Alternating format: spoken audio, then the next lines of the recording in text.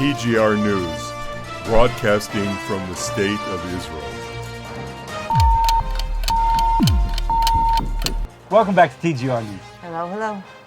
Well, this week we're going to talk about quite a few terrorist attacks that happened this week, and one of really bad one where they tried to take out a busload of BootCamp IDF soldiers who still didn't even have their guns yet because it was just like first week in the Army, and the White House getting involved and trying to tell us how to take care of our business.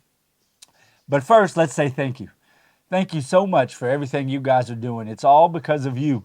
We're able to help these people here, these precious people in the state of Israel who so desperately need our help. And you're the ones who are doing it, and thank you so much. It's like we always say underneath all of our videos, there's ways to be a part of this. If you haven't yet, you still want to be. There's links to the Patreon page and to the Support Us page on our website. Or you can just go to the internet and type in thegoldenreport.com and go to the Support Us page, and you can find any way that's good for you to be able to become a part of this wonderful thing that we're doing here together. So thank you so much, and the people here are so grateful. Every week it's an amazing thing to be able to see their faces when we're able to give them once again another week of their food that they so need for their kids and their families, and it's a real blessing. So thank you. It really is. Thank you. Well, I guess we just get started. Yeah, let's do it. Recently in Syria, within an hour, at 8 p.m., both airports were bombed by airstrikes. Israel has not made such a large airstrike in Syria since the Yom Kippur War, not knowing about it anyway. Yeah. This was to help slow down the planes full of weapons from Iran to land. This is a normal thing nowadays. Iran just won't give up. It's almost like a war of who gives up first. Will Israel give up first, or will the Iran give up first? It's just a constant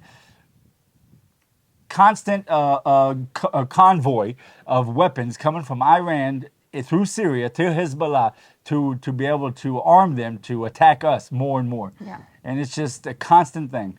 In the meantime, Israel has purchased 4 new refueling planes to be ready for long-range missions to allow us to make the necessary airstrikes and missions in Iran to stop them from becoming the world's most dangerous enemy in a nuclear power.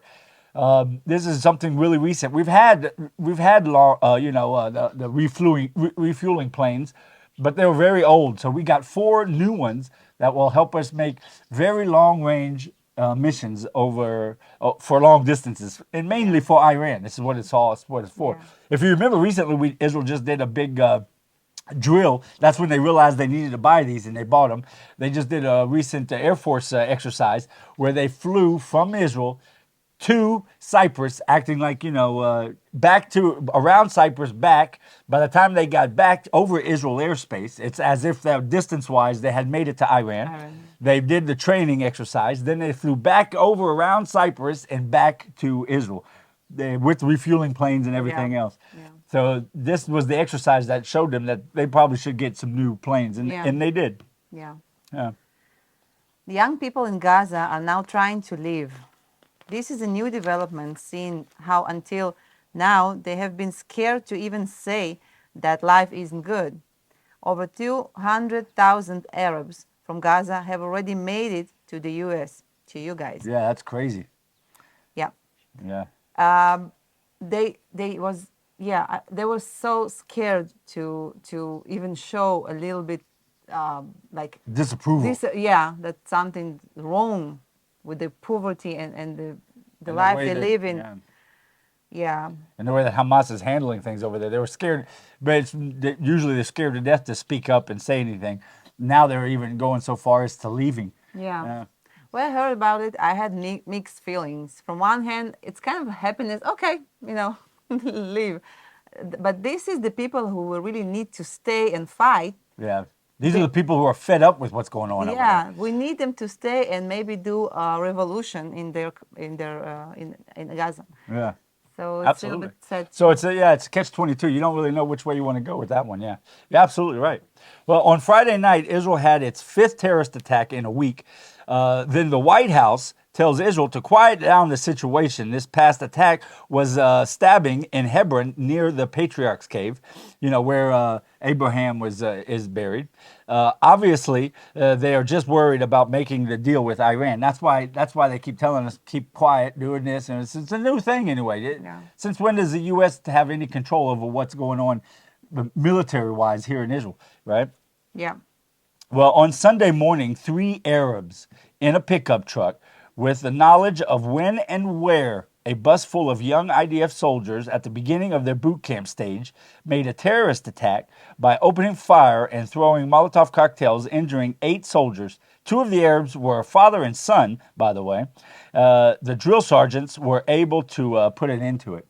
8 were really seriously injured, and it was a serious ordeal. They were ready to fire upon the bus, and then light the bus on fire, killing all the young soldiers. When I say young soldiers, I mean they're less than a week in the IDF. They still haven't gone through guns training and don't even have a gun. They don't have weapons. Yeah, nothing. Yeah. And these Arabs knew that, and their plan was to open fire, keep their heads down, and then light the bus on fire and burn them all alive inside. Yeah. They were the drill sergeants, the 3 soldiers that had guns on the bus, were able to stop them. They immediately caught 2, and the father and son out of the 3 got away. But it won't be long. They'll have him. Yeah. This is a real big ordeal. This one. It was really sad. Really sad. Yeah. Aviv Kochavi, our IDF commander and chief, is at the end of his term. The government has chosen the new commander and chief. It will be Herzi Halevi. Yeah. I heard about this guy. Well, I've met him a few times. Oh. I know both of them. First of all, seeing Kochavi go, it's sad. He was a great commanding chief. It's been a long time since we've had one as good as him, and Herzi Halevi has big shoes to fill. But what I do know about Herzi Halevi, he seems to have his head on right, and it looks promising. But you never know. So many times we've seen people that have acted a certain way, and then when they get in a position of great power, they sort of change. So hopefully it won't change. If he stays as he has been, we should be okay. I don't think he'll be as good as Kochavi, my opinion, but I think that's my opinion. But we got a good chance with this guy. Yeah. Israel released the classified videos of an airstrike over 15 years ago made by Israel in Iran to destroy their nuclear plant and stop them from back then to start on their mission to become a nuclear power. With this, Israel put out a statement directly to Iran that we will stop you from getting nuclear weapons. Israel will not be stopped by the ridiculous nuclear deal that President Biden is willing to sign. That's what the whole ridiculous is the right word. That was the whole point of it, letting out this classified video for 15 years ago, showing that we've been at this for a while, and we're ready to keep going no matter what the nuclear deal is. Exactly. It was a direct statement to Iran and to the U.S. and the rest of the world, saying, "Listen, you guys make whatever deal you want. We've got to take care of business over here at home." Yeah. This week on Monday night, Israel made yet another airstrike in Syria for the second time in 4 days. This time it was a large strike again on both Syria's airports and as well at their seaport and other large stockpiles of weapons sent by Iran to arm the Hezbollah. Same thing over and over. Hezbollah and Iran are just not giving up. They just keep going and going. I guess you asked a few months ago, what do you think the percentages is? And there's probably certain percentage that is getting through. Yeah, it has to be, right? It's hard to be 100% at anything. So I mean, it's just they're just continuously going at this, and we're doing our best to stop it, obviously. Also, the fact that they continue, that means they probably something going through, because if it was 100% would catch, they would probably stop. Yeah. They see there's no way to get, Yeah. So something going through for sure, and it's not good. Yeah, absolutely. Bad news. Yeah, it is bad news. But we just do what you got to do, right? Keep going. Yeah. Well, President Biden made a public request from Israel to change the IDF protocols on how we act in the field. Israel made it very clear that there's only one person in the world that decides how the IDF works. It is the commanding chief of the IDF. This kind of control from the U.S. has never been heard of before. Yeah. He did it because of this journalist, The Al was killed, Jazeera the Al journalist. Jazeera journalist, That was killed. Lately we released a statement, Israel, that we think, we're still not sure, we think There's a possibility. the possibility that she's been killed by our fire. By accident, By yes. accident, of course. She was in the middle. Yep. And then Biden released this crazy thing, like, I'm sorry, who are you? Exactly.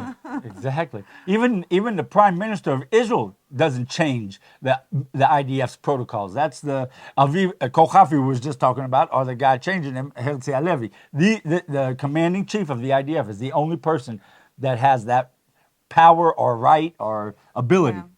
Yeah, absolutely. It's just crazy that President Biden even thinks it was okay to even talk about it. Yeah. You know?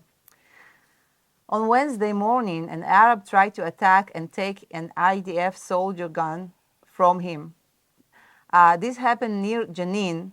The Arab was not able to take his gun, and he was arrested in a spot. Yeah.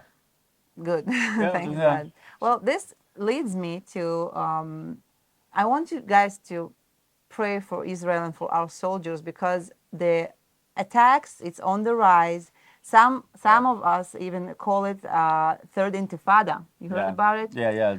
Some people in Israel because it's like it's on the rise, and it's mostly by individuals, not organized, and it's hard to catch them. So it's and it seems to be more and more towards the soldiers, which I think is a good thing.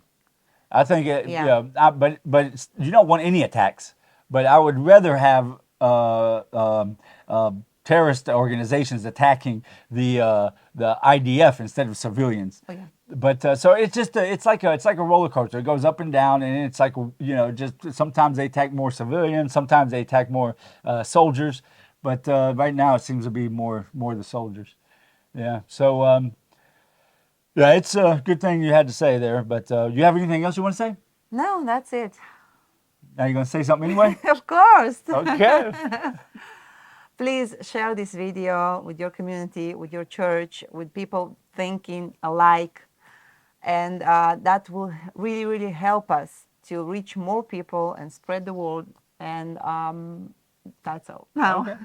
That's great. Well, thank you guys for everything you do. And don't forget to join us on thegoldenreport.com. And until next week, Shabbat Shalom. God bless.